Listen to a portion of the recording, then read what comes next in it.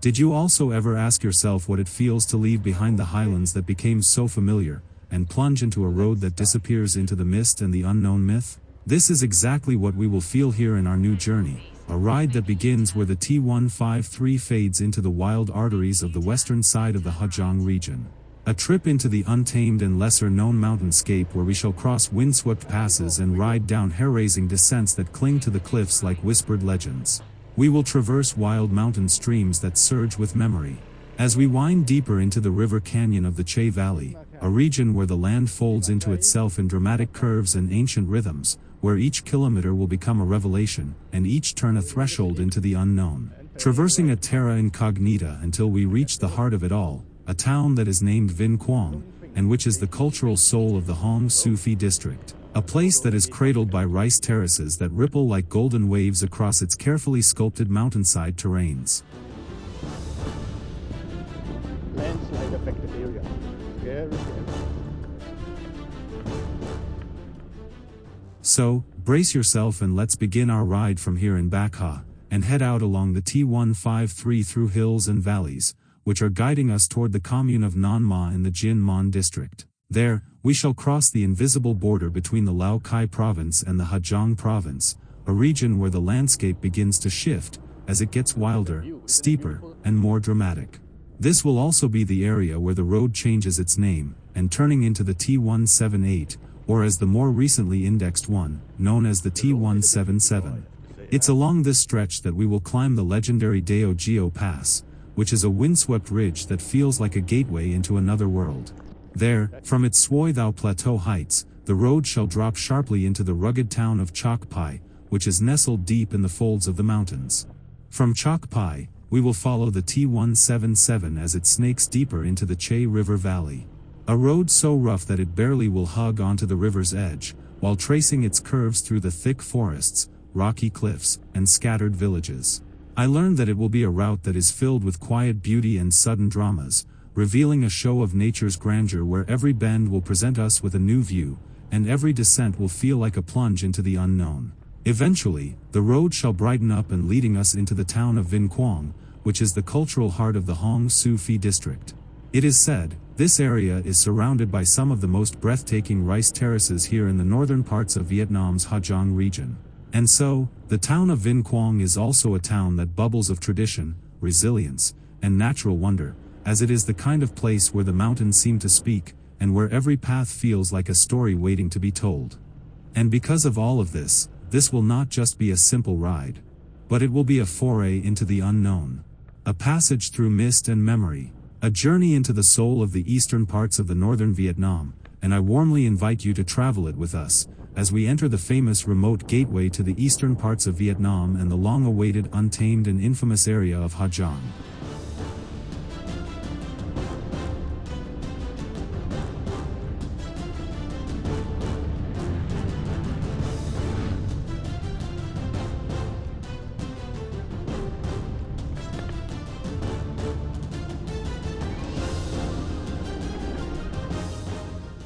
And here we are already high above the folds where the clouds drift like slow-moving thoughts and the wind carries whispers from ancient fields of Bac Ha. This is also the place which is known as Tsong Troi Lung Phin, or the Gate of the Sky. It is not just a viewpoint, but it is a threshold between different worlds. From here, the valley below is unfurling like a living tapestry, its rice terraces cascading in golden steps, which are stitched into the mountainside with the patience of generations. The air is thinner, but even then, the feeling is full of awe, as the terraces ripple with the light, and the valley seems to breathe with the wind. Here villages dot the landscape like quiet verses, and each one is holding its own rhythm, its own memory, and this makes Lung Phin not only just a viewpoint to see Bac Ha, but also to feel it before we continue our journey on this winding road and onwards to the commune of Lung Cai and Nong Ma.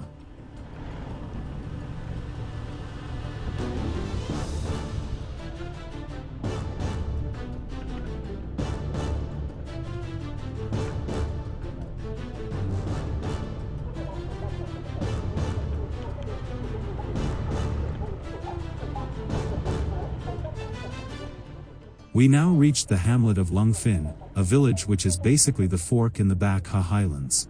It is perched quietly here in the northern highlands of the Bac Ha district, and sits at a crucial crossroads, where the T153 splits in two directions, and each one is leading into a vastly different landscape and experience. The left path will veer northeast toward the Si Ma Kai commune, a remote frontier town which is also known for its ethnic diversity and misty mountain markets. And the right-hand one, which is the one we are heading to, continues as an extension of the T153, and winding deeper into the hills until it reaches the provincial border at Nan Ma, which is the gateway to the province of Hmong. As we can witness here ourselves, the hamlet of Lung Fin itself is very modest, but then, its location is very powerful. It is surrounded by terraced fields and dramatic valleys, and it offers sweeping views of the layered terrain of the Bac Ha area. I have been told that the locals here live in rhythm with the land, like farming, trading, and welcoming the occasional travelers, wanderers who getting lost in this corner, or the one who pauses to take in the scenery or ask for directions before venturing into the wild folds of the untamed Hmong region. For us, who are heading toward the Daogeo Pass and the Chảy River Valley, the hamlet of Lung Fin marks the last breath of Bac Ha's gentler charm, before the road climbs into the upper Chảy River watershed, which is often referred as the Lung Fin to Nan Ma corridor or the Daogeo Highland Basin, a place of transition, where the journey will start to shift from pastoral landscapes and into epic views.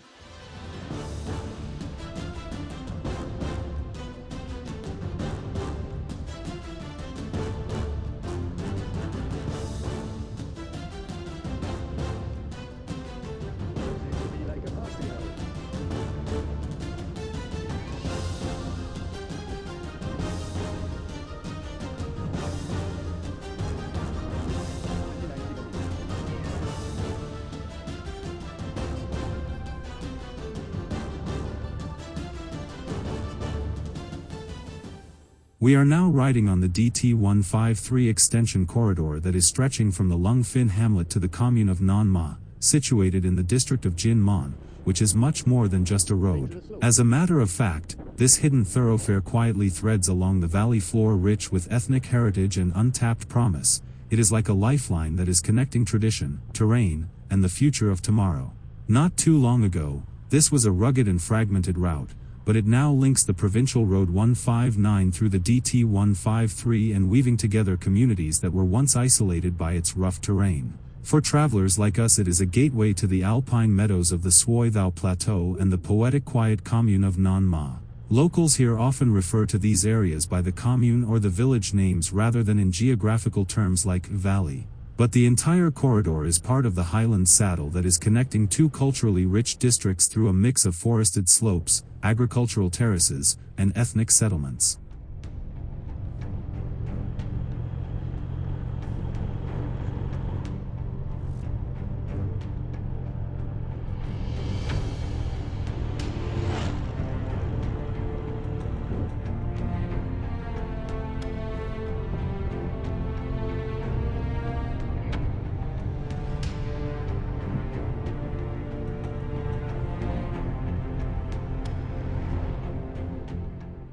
We are now passing through the quiet folds of Thon Pa Chu Tai, where the kale farm is nestled in.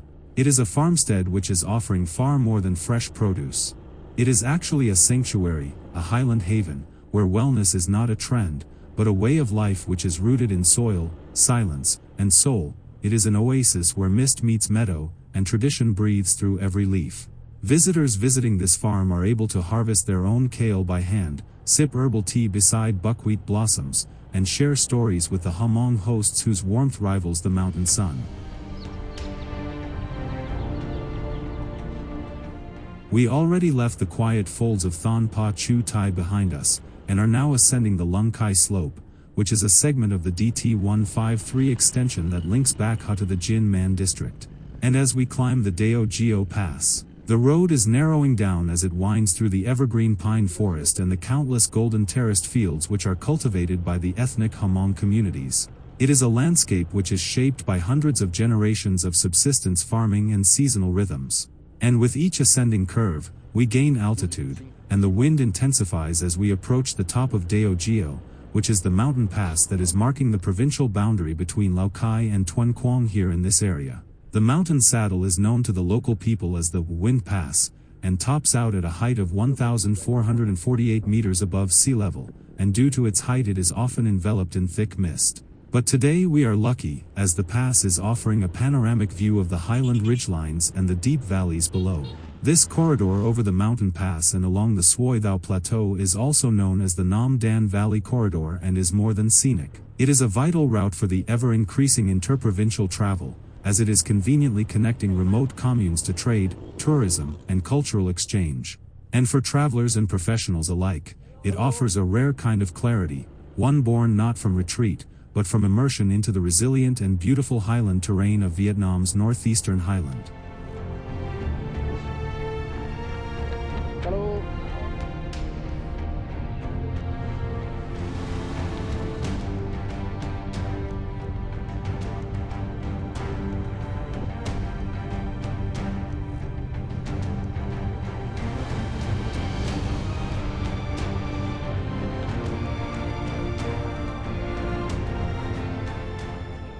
Here we are now riding along the Nan Ma mountain ridge, which belongs to the northern arc of the Hong Lin Sun Range. The ridge was shaped by ancient tectonic activity along the South China Block, and is composed of folded Paleozoic formations and metamorphic rock layers.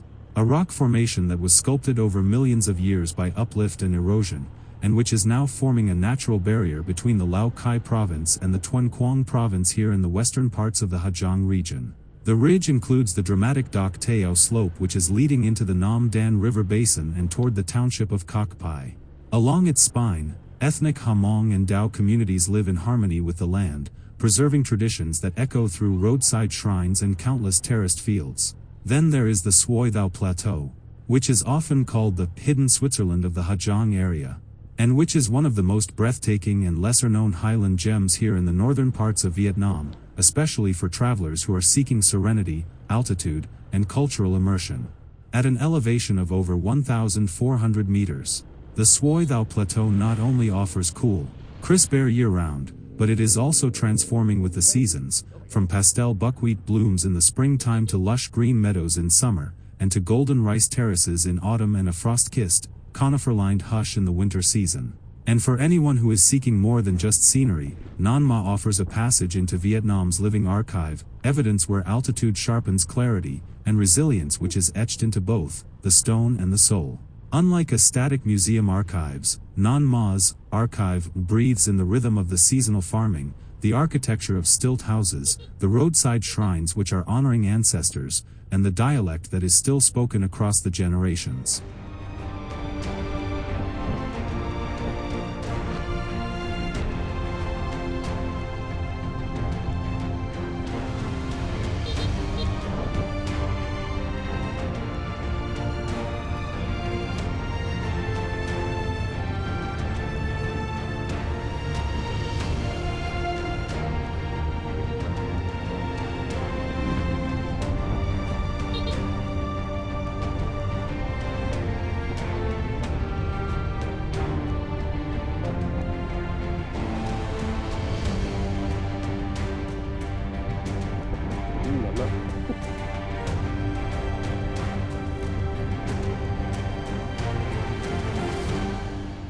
We are now descending sharply on the much-feared Dak Tha slope, which started from the initial 1,400 plus meters in the hamlet of Nan Ma, and is now coiling down the ridge like a rolled-up sleeve which leading us through pine forests, cliffs and terraced fields. Built along the DT153 extension, its tight switchbacks and steep gradients makes it one of the most dramatic mountain passages here in the northern parts of Vietnam. And as we descend further down and toward the Nam Dan Basin and Cốc Pài Township, the roadside shrines and stone markers whisper of stories of ethnic resilience and spiritual continuity. The much-feared Dak Tha slope is much more than a road, it is a living corridor where engineering meets altitude, and where heritage rides the mighty gust-loaded winds.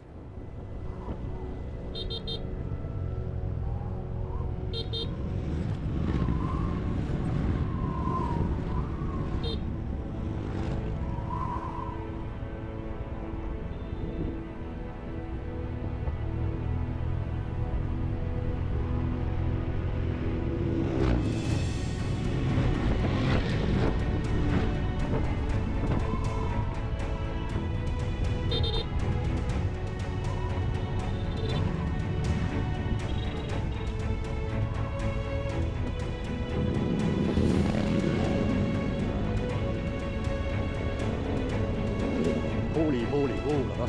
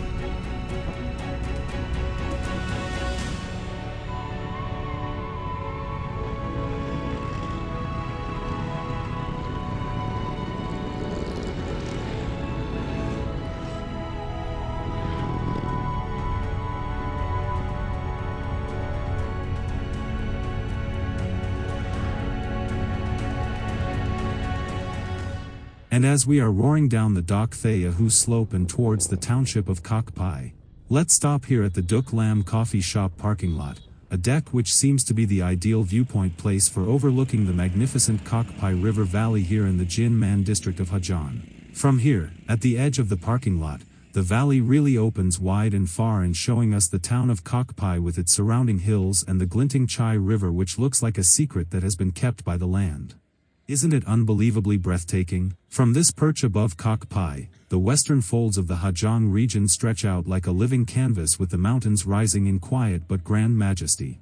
This is really the kind of view that makes me want to linger longer, sip a strong coffee, and let the silence tell its own story, but unfortunately, we still have a long way ahead of us and need to keep moving.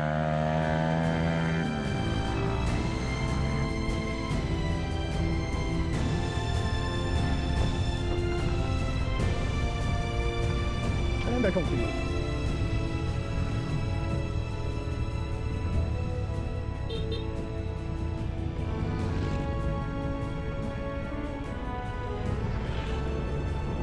And now 14%. Oh my gosh.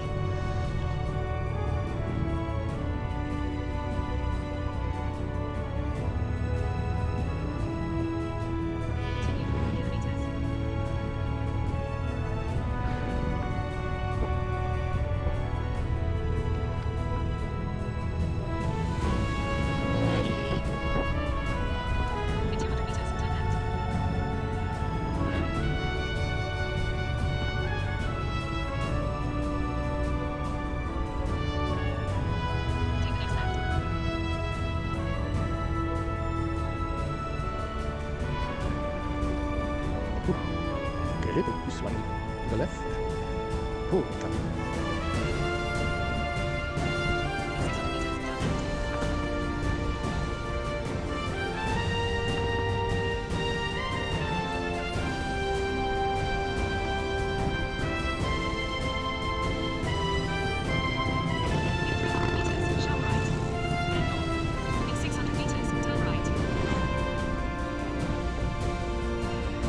hello, xin chào.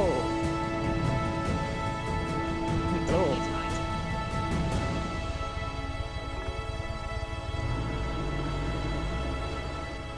We are now entering the town of Cốc Pài, and wow, look at this crazy 1 meter wide and over 12% steep slope, a shortcut for circumventing the town center, that Google Map recommended to us. Anyhow, let us now talk a bit about the town of Cốc Pài, a place which is the beating heart of this district called Xín Mần, and located here in the western parts of the Hmong province. It is a township that is perched at one of Vietnam's highest altitudes, and which is often cloaked in cloud and silence. Though just a few kilometers long, its main street connects the entrance to the Nong Ma Valley and the newly built Cốc Pài Bridge, which is a vital link that now threads together communities and trade routes across this rugged terrain. Cốc Pài is also home to a vibrant mosaic of ethnic groups, like the Hmong, the Nung, the Lachi, the Dao, the Chao Lan, and the Thai people, and each of them with their own distinct languages, textiles, and traditions. Here too, on Sundays, the town is also bursting into color as the Cốc Pài market comes alive,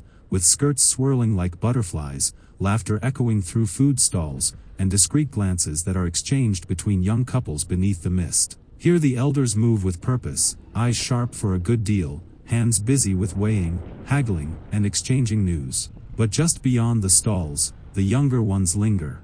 They circle the market like butterflies, laughing, teasing, trading glances over grilled corn and sticky rice. For them, the Sunday market is more than a place to buy and sell. It is a stage for connection, a weekly chance to mingle, flirt, and maybe find someone who is worth for walking home with. Historically, the name Cốc Pài emerged from a miswriting in the early 20th century French maps, a distortion of the local term Cốc Pài, a rare linguistic blend of Hmong and Kin origins, referring to the duabanga trees that once marked the valley's edge. In the early days, this region was sparsely populated, until waves of lowland merchants from the Red River Delta migrated here into this area, following the French victory over the Qing dynasty. These settlers helped shape the early economic and cultural landscape of the valley, laying the groundwork for what would become the township of Cốc Pài. Today, this town stands as both a gateway and as a guardian to the western frontier of Hmong, where every bend in the road feels like reaching a step deeper into the living archive of Vietnam.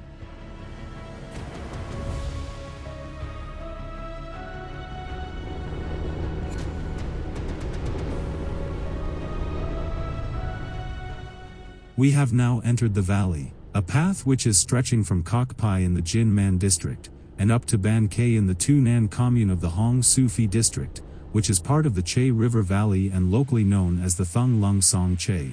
This river carves a dramatic path through the highlands and forming a natural corridor between the two districts. The valley is not only a geographical connector but also a cultural artery, linking diverse ethnic communities like the Lachi, the Dao, the Hmong, and the Nung together, as they inhabit both sides of the district border.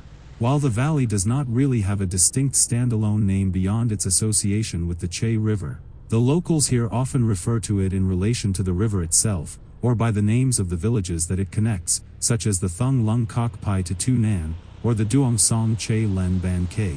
And if we are talking about the road, we can see that it clings to the cliffs like a stubborn thread to the river ravine edge. It is narrow, cracked, and carved by decades of rain and rockfall. On one side is the Chảy River which churns below, silver and unforgiving, and on the other side, the jagged slopes rise steep and silent, and watching every turn we do. Here we grip the wheel tighter, as one wrong move can lead to our downfall, and trust me, this valley does not forgive, but it easily forgets. But for those who brave it, the reward is staggering, as we can witness mist that is lifting off the water, terraced fields that are unfolding like stairways to the sky, while experiencing the quiet hum of our motorbikes which is echoing through the gorge that is leading us through the wild western frontier of Hmong.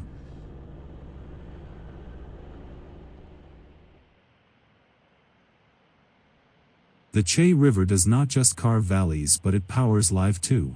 Along our winding course, a series of hydroelectric plants like Tui Dien Song Chảy 3 and Song Chảy 5 harness its flow, and transforming mountain runoff into electricity that fuels homes, schools, and markets across the entire region. The Song Chảy 3, with a capacity of 14 megawatt, was built between Tu Nan and Palai Nai, and now generates over 47 million kilowatts annually. And just a bit further up is the Song Chảy 5, which continues the work as a part of a growing network of hydro stations that includes Phuc Long, Nam Phang, and Koc Dam, and with each of them are contributing to the renewable energy push of Vietnam. But these reservoirs do more than just generate power.